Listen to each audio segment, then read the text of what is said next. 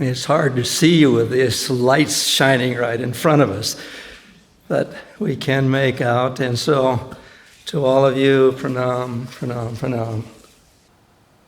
It's always a great joy to be able to attend convocation and to speak of Guruji's immortal teachings.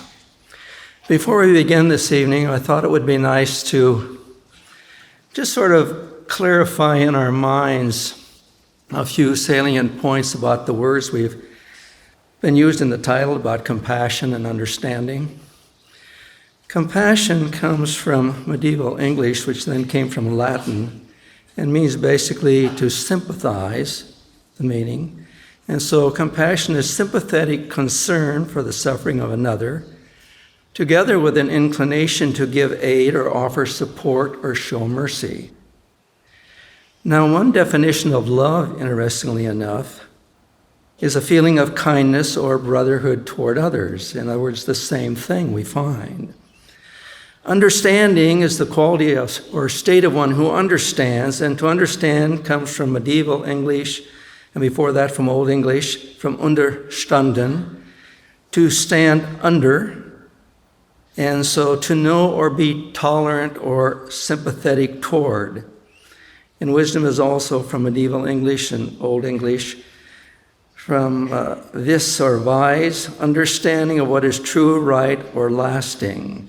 And so we see basically, if we stop and think of these words, there's one word that can really cover all of them, and that word is love. Compassion and love are the same, and so is understanding, and so is wisdom. All four words convey the same concept. And that is no doubt why the saints speak of the two different paths, the path of wisdom and the path of love, as really being one path. And that at the end of that path, those two paths merge and are no longer seen by the devotee as separate paths, but two aspects of the same one path. So the apparent opposites reconcile and merge into one, and the devotee eventually realizes that wisdom becomes love, and love expresses wisdom. Notice we said the devotee realizes, because it seems that a certain degree of spiritual wisdom is needed for this to happen. Now, what is the greatest commandment that we can follow in life? Jesus said the most important thing we can do in order to reclaim our soul consciousness is to love the Lord, thy God, with all thy heart, all thy mind, all thy soul, and with all thy strength. In other words, to love God completely with every aspect of our being. And the second most important commandment, like unto it, is to love thy neighbor as thyself. To learn to treat others, in other words, as we want to be treated. We all want to be treated with love and understanding and compassion. But do we treat others that way?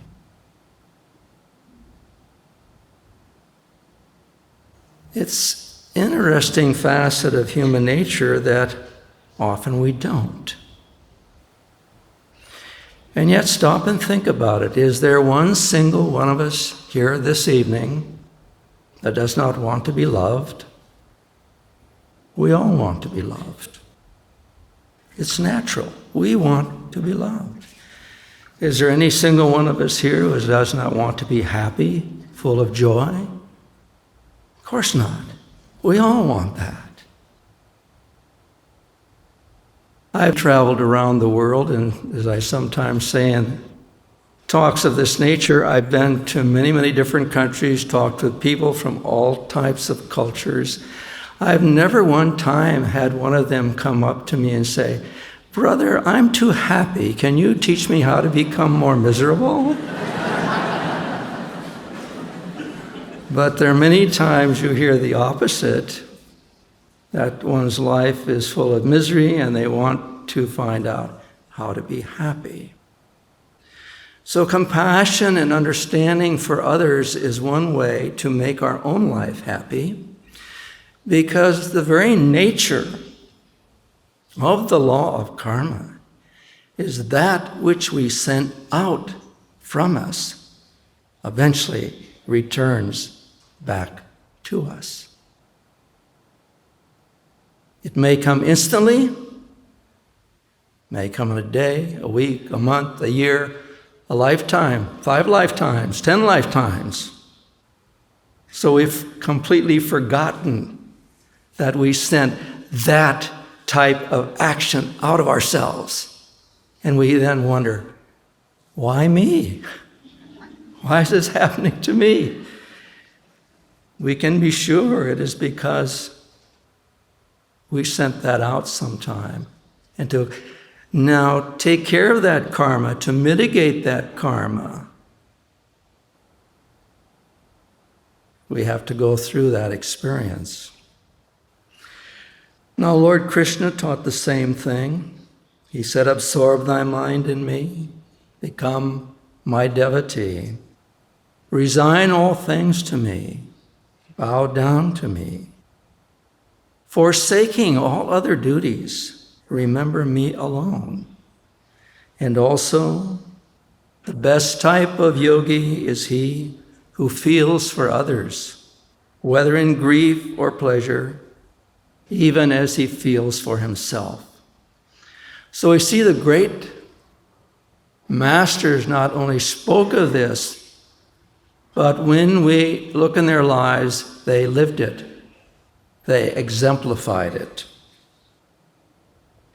If we are to love our neighbors as ourself, we have to first understand what our self is, because we tend to think of ourself as the ego because we're familiar with it. But that is not us.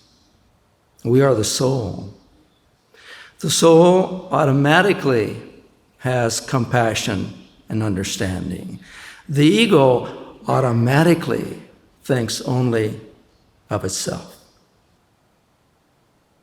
So we have to forget that ego self, which is constantly thinking I. Now, Jesus did not mean that we should love our neighbors in a narrow sense. Not in an exclusory way that is attached to their forms or personalities. That, again, is human love. And that is not what he wants us to practice. Because human love always needs human meriting. Because, again, the ego is connected with it.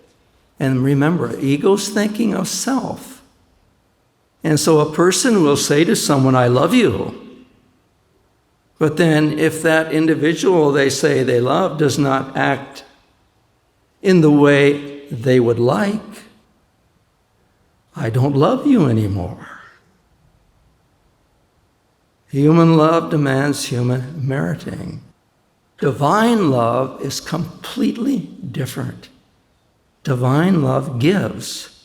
Its very nature of love is to give, and it gives and gives and gives and demands nothing in return. I think we can see from that this is not an ego state of consciousness, but soul consciousness, spiritual consciousness. Our beloved President Sri Dayamataji expresses through her life and words how we may practice the Guru's teachings and techniques and to realize these immortal truths in our lives. And I want to quote from her. She said, think of all that God has endowed us with that sets us apart from the tree or the animal. Is it not an insult of ingratitude when we do not use rightly this self that is made in his image? While I am busily engaged in pondering on the worldwide problems of this society, while I'm standing out of doors, doing my exercises, or while I am walking on the grounds, among the trees and flowers, no matter what I am doing, it is the simplest thing in the world to recollect my thoughts for a moment and say inwardly, I love you, God. I don't know anything else, but I love you. And I ask you always to give me enough strength, enough understanding, enough courage, enough compassion to serve my fellow man, to love them as I would be loved, to love them as I feel your love flowing over my consciousness. Isn't that a beautiful way to express that? I remember when I'd only been in the ashram a few years,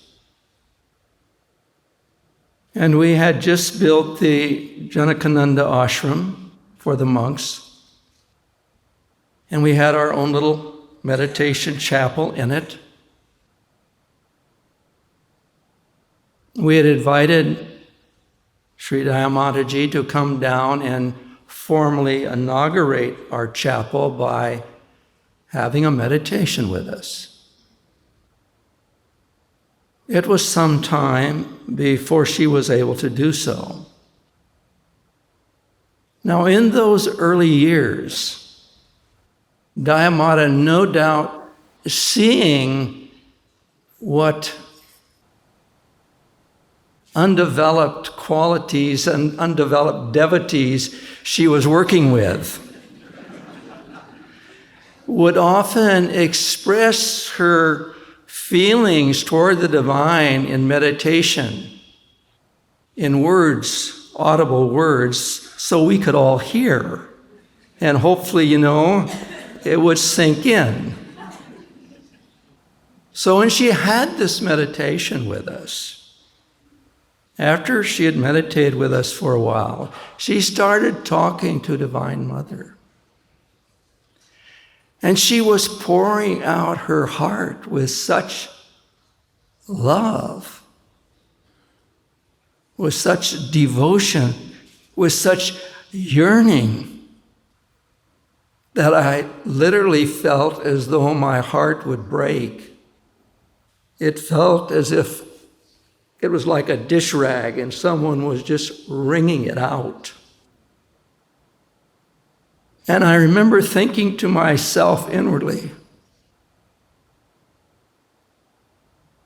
why can't I love you that way?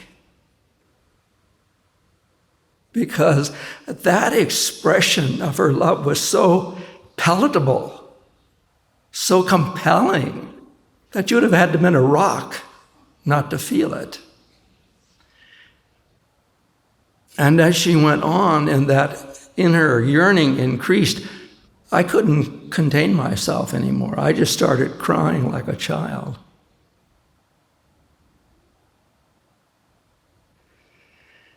And then a fascinating thing happened. The ego reared its ugly head. And it said, oh, what are the other monks going to think about you? You've only been here a couple of years, and here you are doing this. They'll probably think you're just faking it for putting on a show. And so I tried everything I could to hold it back, gritting my teeth and everything, but I couldn't. It was too powerful. So I stifled those sobs as best I could. The meditation finally ended. Dayamataji went around and blessed each one of us separately and said a few words to each monk individually. When she came to me, she only said one sentence. Never be ashamed to cry for God. Never be ashamed to cry for God.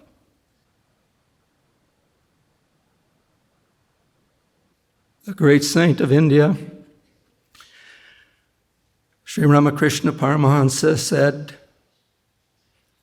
"Love for God washes away the mud of delusion."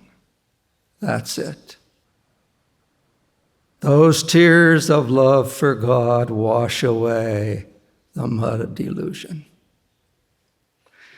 And therefore prepare the devotee for a greater understanding and ability to express in that devotee's life those qualities that are spiritual, that are divine. Those qualities Gurudev mentions in the God Talks with Arjuna in his Gita, the 26 divine qualities that we all need to develop. So Dayamataji said, we have within us the power to change this world. Did you hear that? We have within us the power to change this world. We must begin with ourselves through deep meditation. Normally, what we do, if we see something we don't think is right, we want everyone else to change. Why is that person that way? Why do they treat me that way? Why don't they change? Always starts here. We must change. And that is basically what she went on talking about. Pour out that heart to God. A mistake we often make as devotees that I see in talking to devotees, and this includes devotees who have been meditating a long time. We forget after practicing the techniques to spend more time. Too often we think, oh, got that taken care of, now I can go about my business. No. Now the business you have to go about is the inner business of talking to God or Guru, pouring out your heart to them. You've prepared yourself. You've made the connection. Take advantage of it. Pour out your heart. Give your love. Ask if you need for help. Nothing wrong. Guruji said there is much the devotee does not receive because we do not ask. But ask for wise things, okay? So the more we get caught up in delusion, the more you see that delusion is complex and that you might say the devil is in the details. I want to go over this story of Guruji's in the autobiography, where he met the saint at the Kalighat temple, who told him, God is simple, everything else is complex. Do not seek absolute values in the relative world of nature. And so Guruji turned to the tall man who had addressed him, said his garb, or rather lack of it, revealing him as a wandering sadhu. You have indeed penetrated the bewilderment of my thoughts. I smiled gratefully. The confusion of benign and terrible aspects in nature, as symbolized by Kali, has puzzled wiser heads than mine. Few there be who solve her mystery. Good and evil is the challenging riddle which life places sphinx-like before every intelligence. Here and there, a towering, lonely figure never cries defeat. From the Maya of duality, he plucks the cleaveless truth of unity. You speak with conviction, sir. I have long exercised an honest introspection, the exquisitely painful approach to wisdom, self-scrutiny, relentless observance of one's thoughts is a stark and shattering experience. It pulverizes the stoutest ego. But true self-analysis mathematically operates to produce seers. The way of self-expression results in egotists, sure of the right to their private interpretations of God and the universe. Truth humbly retires, no doubt, Master said, before such arrogant originality. And then this saint went on, that the human mind, bared to a century's slime, is teeming with repulsive life of countless world illusions. These soldiers of ignorant lust seek to slay us all. Thoughtless is the man who buries his ideals, surrendering to the common fate. May he seem other than impotent, wooden, ignominious. Respected sir, have you no sympathy for the masses? You see how Guruji, he was just a youth here. He met this saint, and he called him a saint. But as you read the story, you see Guruji, in talking with him, was also pulling out something of his that was hidden, and that was that compassion. He had not been expressing that before. Now Guruji began to work on him to pull it out. Have you no sympathy for the bewildered masses? The sage was silent for a moment, then observed obliquely. To love both the invisible God, repository of all virtues, and visible man, apparently possessed of none, is often baffling. But ingenuity is equal to the maze. Inner research soon exposes a unity of all human minds, the stalwart kinship of selfish motive. In one sense, at least, the brotherhood of man stands revealed. An aghast humility follows this leveling discovery. It ripens into compassion for one's fellows, blind to the healing potencies of the soul awaiting exploration. And so, then Guruji encouraged him that. He said, the saints of every age, sir, have felt like yourself for the sorrows of the world. He pulled more of it out of him. Only the shallow man loses responsiveness to the woes of others' lives as he sinks into the narrow suffering of his own. The sadhu's austere face was noticeably softened. The one who practices a scalpel self-dissection will know an expansion of universal pity. Release is given him from the deafening demands of his ego. The love of God flowers on such soil. The creature finally turns to his Creator, if for no other reason than to ask in anguish, why, Lord, why? By ignoble whips of pain, man is driven at last into the infinite presence whose beauty alone should lure him. That's quite a condemnation of human nature, isn't it? And yet I must admit in all honesty, that is exactly what drove me on the spiritual path. It wasn't love of God. It was whips of pain. And how can I escape them? Because we don't want that, do we? Now, the fascinating thing about this tremendous, powerful feeling of love is that it is not the most powerful feeling one can have. If we analyze it, we see that love brings joy. Love brings such an intense happiness. It is beyond happiness. It's joy. It's bliss. Love is a harbinger, the calling card of bliss. And that's what we're really seeking.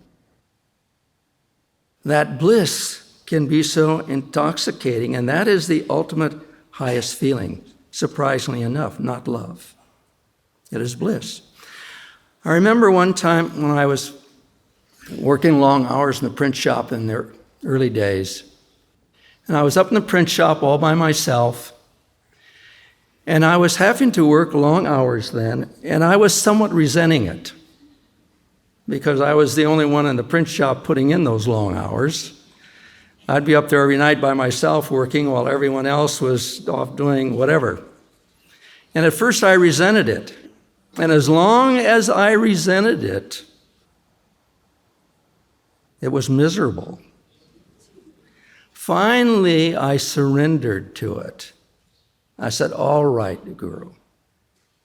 I gave my life to you. If this is what you want me to do, so be it. I accept it. And then things began to change. Just that one thing. And I remember one night up there, late at night, I was up there setting type on the old linotype machine, setting an article of Masters for the magazine. And suddenly, I began to feel such joy. I couldn't contain myself. I started singing at the top of my lungs. And no one else was there to hear. And I was feeling so good, so much energy. I was working so fast. I practically broke the machine down. Wham, wham, wham. Everything was great. That's it. Surrender to God and Guru. What is God? The yogis define God as such Chidananda. 3 Sanskrit words put together. Sat, isness, life, being, existence. Chit, consciousness or awareness of that existence. Because of what use is existence if you aren't aware of it? And 3, Ananda, bliss. So God is ever conscious, ever new, blissful existence. And as souls, we are an individualized ray of that ever conscious, ever new, blissful existence. Now, how often walking down the street do we see someone reflecting that? Not often, is it? Which shows the nature of the world we're in. And shows also the nature of my robe, which has come unhooked. See, that's the way delusion is. There's always a fly in the ointment.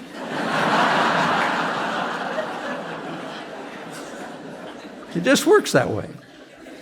So we might as well get used to it and not be upset by it. The way to peace, joy, happiness, and love divine is to keep your consciousness centered on and rest in God.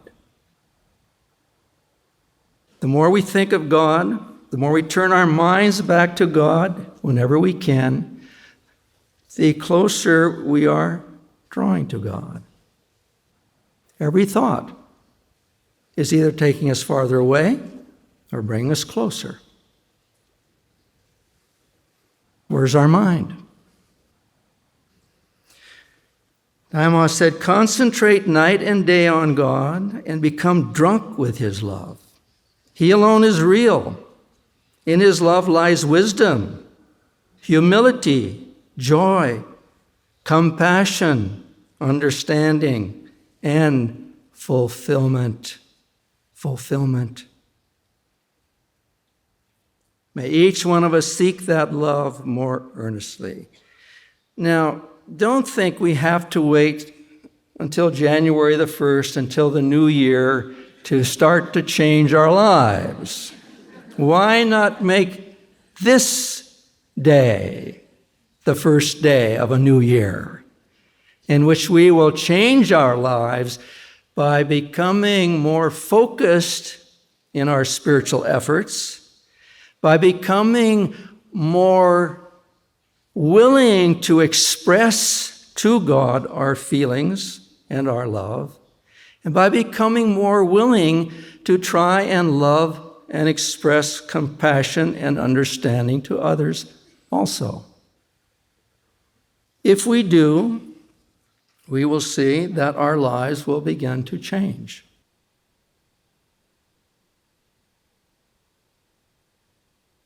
Our true nature is infinite. There's an ancient yogic scripture reputed to be 5,000 years old and has a fascinating sutra in it. Think of this. He who is everywhere is joyous. He who is everywhere is joyous. Who is everywhere? Soul is everywhere. The ego's caged in this form. Break the cage, let the soul go out. Joy is a natural result of that. The Taittiriya Upanishad declares, "From joy we have come, in joy we live and have our being, and in that sacred joy we will one day melt again." That's what we're all seeking. That's what we all want, and that's what we can all have. And Guruji has come to not only show us the way, but to give us the tools to make it happen. But he can't do it for us. We have to make the effort. So Guruji says, speaking to the devotees, you must live differently than the ordinary man, who is in touch only with sense consciousness.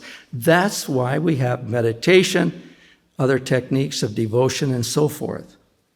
Spiritual consciousness lies in absolute victory over human consciousness. Spirituality does not mean only to meditate. It embraces a wide field of controlled existence. However, meditation is the best foundation. It is the greatest way to be spiritual, the simplest way to spiritualize the consciousness.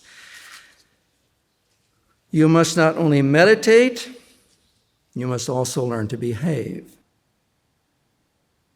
That's the hard one, because in the beginning, it's natural for the human ego, we want to have both. We want to meditate, we want to have God and His bliss, and we at the same time want to have all these other little goody things that we think we need to make us happy. We have to learn to behave, to treat others rightly, to treat ourselves rightly. Because often we are very hard on ourselves also. We may forgive someone else and not forgive ourselves. Hold that thing over our head. I sometimes tell this to devotees. Why are you beating up on yourself? So you made a mistake. We all do. Forget it. You can't change it by remembering it. It's already done. Forget it. And move on in a better way. But what do many people do? They worship their mistakes. They take them and place them up on the altar. And every so often they take them down and beat themselves with it a few times. And then put it back up there and worship it again. Throw it away. Forget it. Move ahead. Now, spiritual law is very powerful. We should not go against spiritual principles. Master said, never deceive or be treacherous. Treachery is probably the worst thing we can do, really, because it is always premeditated. The very act of treachery. To be treacherous, you have to plan it out. So it never happens that you just sort of get into it. You have thought it out. And Master said, as a result, it is the one sin that is hard to be forgiven. Meaning what? You have to work it out the hard way. Ouch, ouch, ouch, ouch, ouch.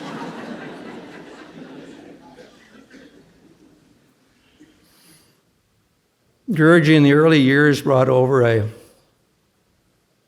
Swami. They had been childhood friends, to help him in the work because the work was becoming too large. This man, unfortunately, was treacherous. And when Guruji was back traveling and trying to raise funds to support the work and to pay off the mortgage at Mother Center, he was there and he talked to as many of the disciples as he could to follow him, took all the money that he could get out of the banks, even took some of the furniture, and left and went on to start his own organization. So Guruji came back, money was gone, some devotees were gone. I mean, he had to basically start all over again. Imagine that kind of treachery. And yet, Dayamataji told us that he would, for Christmas, send this man a present, and he would return it unopened. Now, he had failed starting off to be a spiritual leader. Small wonder. I mean, look how he started. Treachery to your own guru, that's a real great start, isn't it? So he flopped.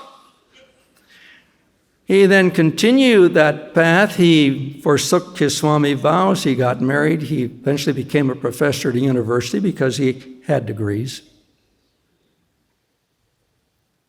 Master sent him that present, and he returned it. Dayamata said, "Sir, why do you do this?" And Master said, "Because he's my disciple. In other words, I love him. He's my disciple." And he says, someday he has to come back to me because that's the only way he can get free. Look at that compassion. Complete compassion on someone who had done such a terrible thing to him. And Master didn't just talk these words, he walked the path, he lived that. So that is what we want to do. The problem we have with God, usually in things of this nature, we think we love God, and we try to love God. We seek to love God more, but we're still fickle because we haven't yet got deep enough into spiritual consciousness to rise beyond some of these negative traits.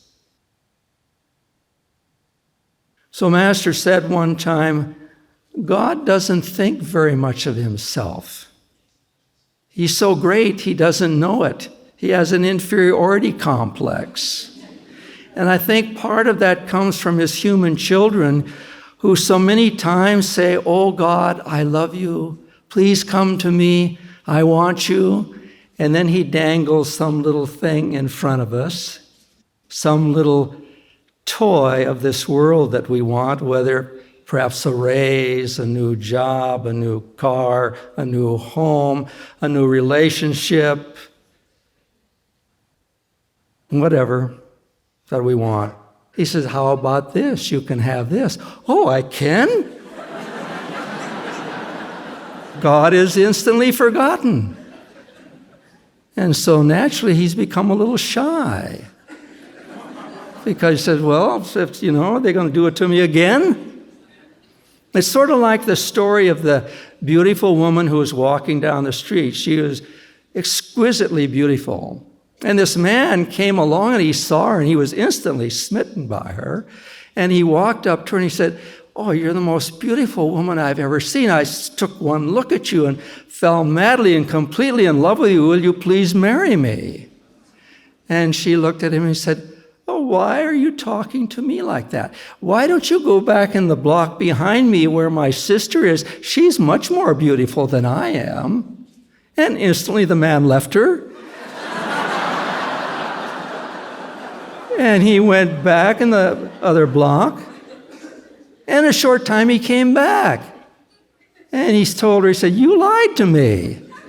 Your sister wasn't more beautiful than you."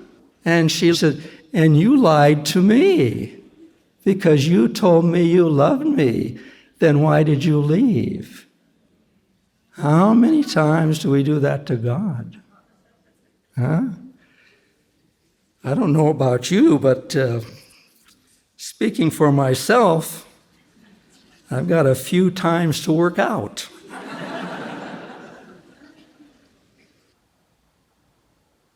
So we have to learn how to be understanding with others. And I think that only comes as we begin to open up some more of that compassion. Meditation will bring it eventually. Combine it with devotion, it will come faster. Keep trying and don't give up. Practice the presence of God. It will come faster still. But know, if you follow Gurudeva's path to the best of your ability, it will come. Sooner or later, it will come. And it's fascinating when we begin to see these changes take place in ourselves. When we realize, oh, Guruji's path is working. Look at this. How wonderful and inspiring that is. Now, a couple of years ago here, we went to India.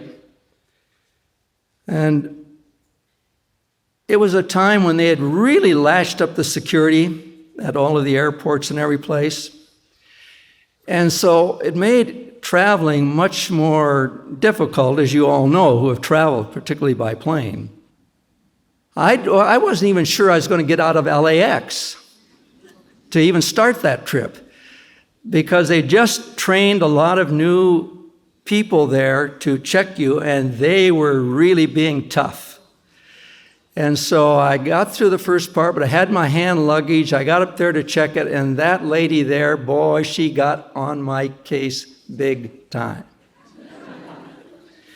She didn't find anything in that bag she liked.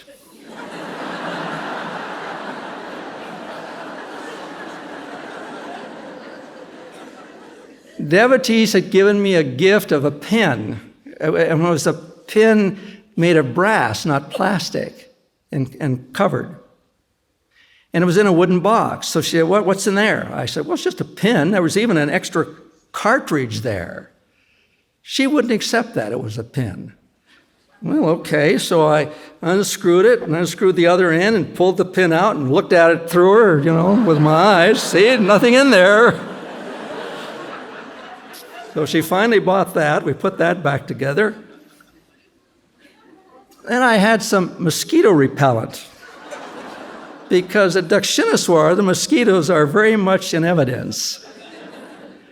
And so she saw this spray. She said, "What's that?" I said, "Well, it's mosquito repellent. Where I'm going, I need it." She didn't want to believe it. So I'm trying to push it to show her what it is, and the thing won't work because it's brand new, right? And I keep pushing. Finally, it worked, and I sprayed it right in her face.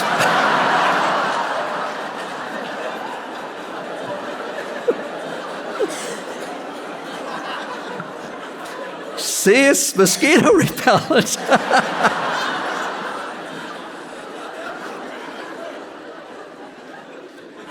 She finally turned me loose. We came into India, we came into Calcutta, and I got nailed again.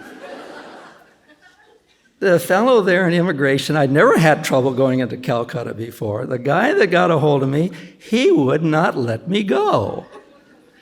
We went over all my things again and again and again and again. Same questions, same answers, not satisfactory, over them again, till everyone else was gone, and I was still there. And I became convinced after some time, I think this guy's trying to find an excuse not to let me in. He's trying to make me lose it.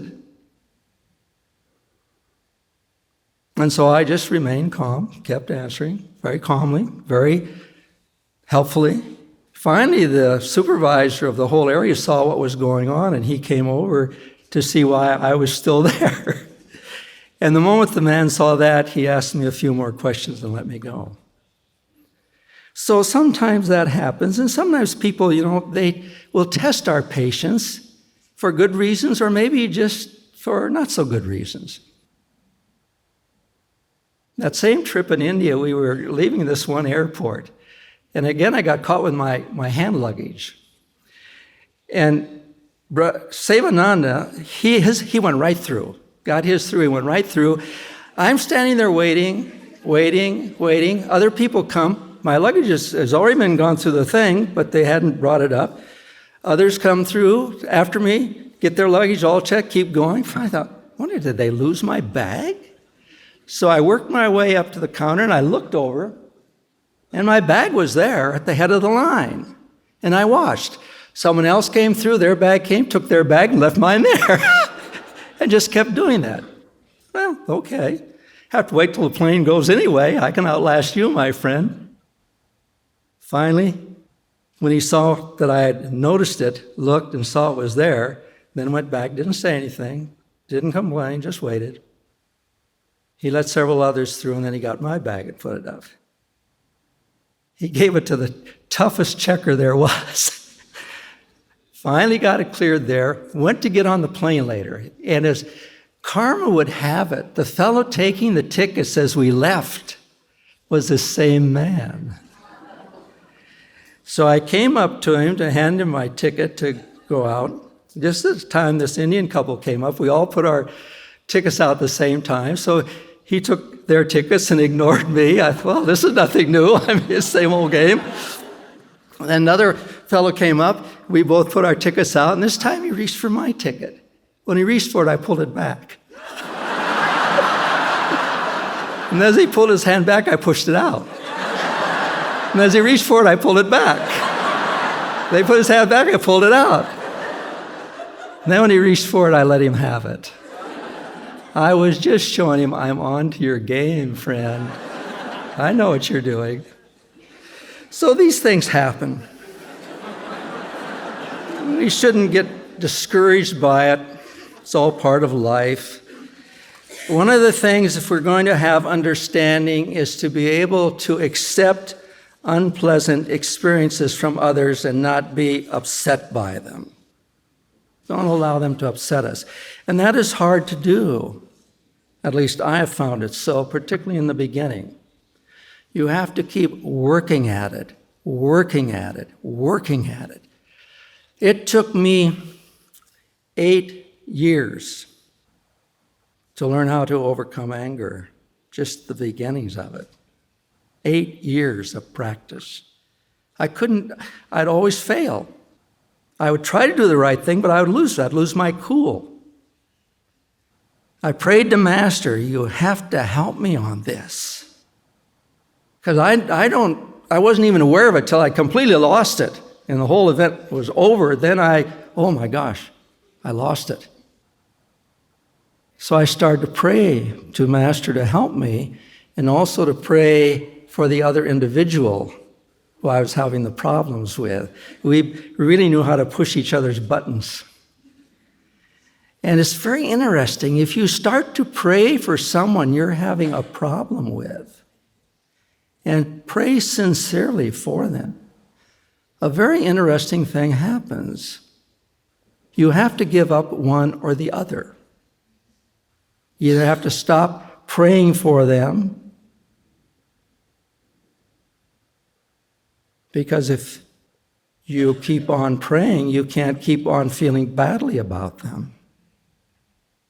You have to give up one or the other. I don't know if those prayers helped him, but they sure helped me. And finally, the time came when we learned to get along, but it took 8 years. So I'm telling you that for one reason. Don't become discouraged if sometimes you think, man, I'm never going to make it. Keep on keeping on. That's the whole secret. Keep after it. Don't give up. Keep after it. And if we do, we find that one day suddenly our whole consciousness is looking at this world in a different way. We see that we don't react as we used to. We react differently. And we haven't even noticed that anything has happened. When I came back from that trip to India, which was a very wonderful trip for me, and many spiritual blessings came to me, and the devotees at the Lake Shrine Temple where I go told me afterwards, some said, after I start talking again there, "Oh, brother, you've changed." I said, "Oh, I don't feel any different." He said, "Oh, but you've changed."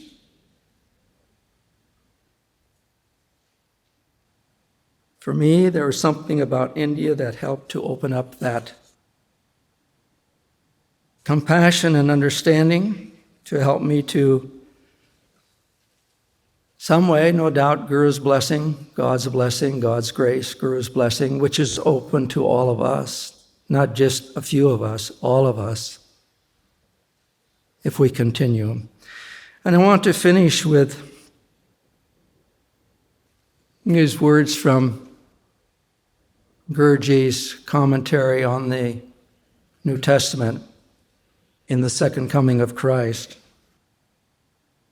"I thank thee, O Heavenly Father, thou infinite Lord, pervading as cosmic consciousness behind all heavenly manifestations, and in the vibrationless region beyond creation, Lord of heaven, and as Christ consciousness existing in vibratory creation, Lord of earth, that although you have hidden yourself and your omniscience from egotistically wise and theoretically prudent individuals, you have revealed the mystery of truth unto your simple, guileless children, even though they are but babes in wisdom before your incomparable infinite mind.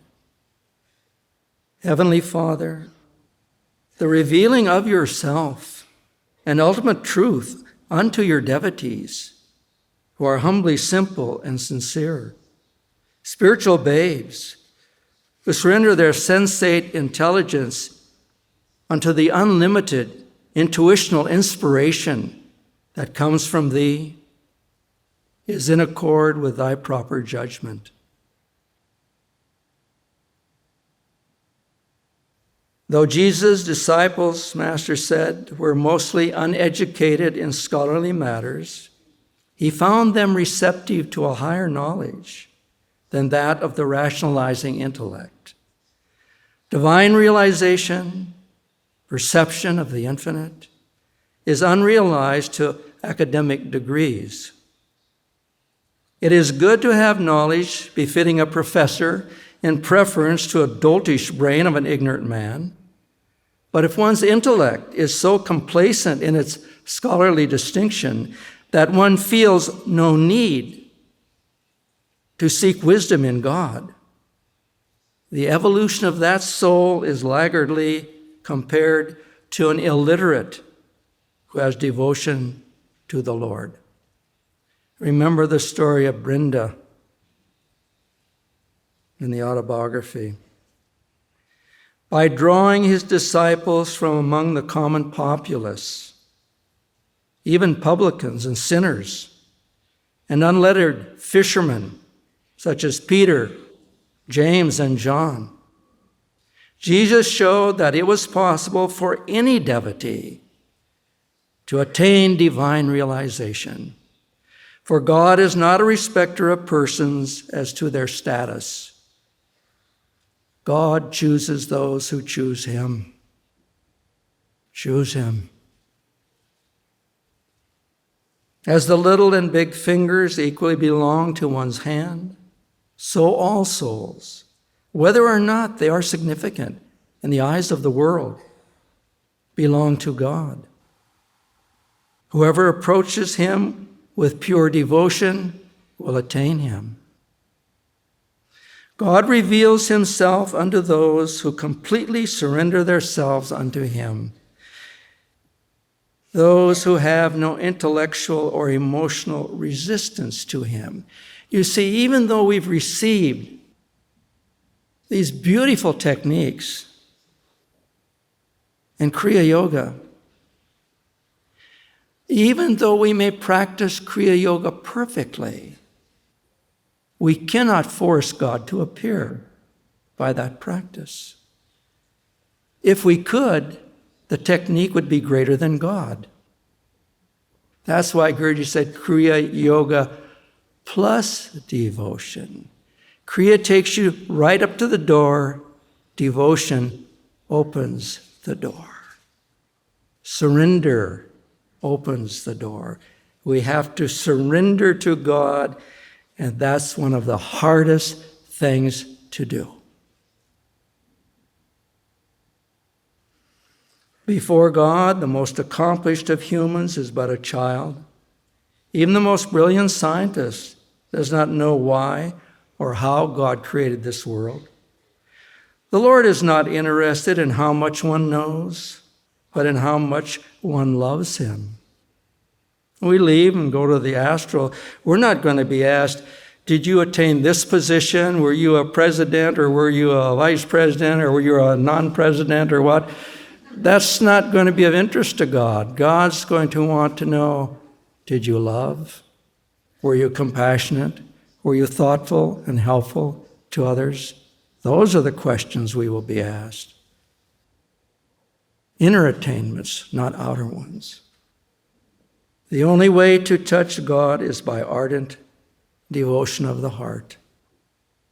Jesus lauded the childlike qualities of his disciples over the wise and prudent, who love to use erudition and logic to find fault with his teachings. And some do the same to Master and his teachings.